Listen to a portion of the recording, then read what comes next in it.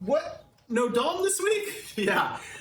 This is the one day we could film, and Dom has a double header at baseball that he's doing this today. So he told me to take the reins, so I'll do my best to try to figure this out.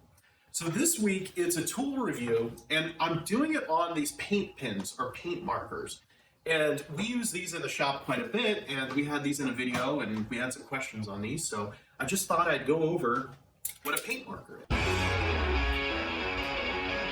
So we have all of these colors. Paint markers can come in whatever color, and there's usually a ball bearing inside. And it's basically filled with paint, real paint. So you can put it on wood, plastic, metal, whatever. And it's more fine work than trying to paint on with a brush. So you can do really unique designs, and you can do lettering and pictures and stuff.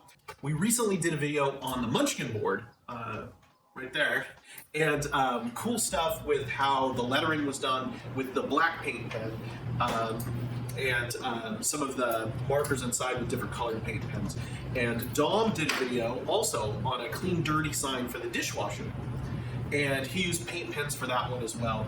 These are just great for little fine work. So I'm going to kind of show you how a paint pen works. So a paint pen typically starts white on the tip, and then you just kind of press it down. It has a little spring on it, and you press it down until the tip fills up with paint. And then, usually on a surface that's not the surface that you're doing it on. And then when it fills up, I like to put it on just like another surface and just get a little paint off of the tip. So it's, and then you can paint. So we can do unique lettering and that sort of thing. And that'll show up there. I don't know if the yellow will show up on camera. I think I'll try a different one as well. So for example,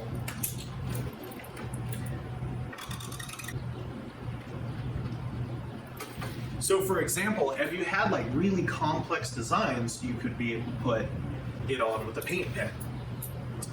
Super interesting.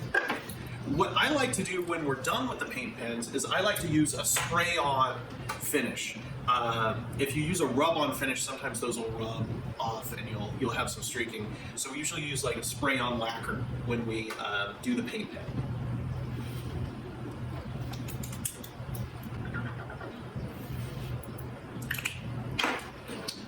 So, for example, green, I ran out of space before I did the end because I didn't pre-draw it, but you can see where the green goes on there, and I just freehanded this, but you can use stencils, you can do a ton of things.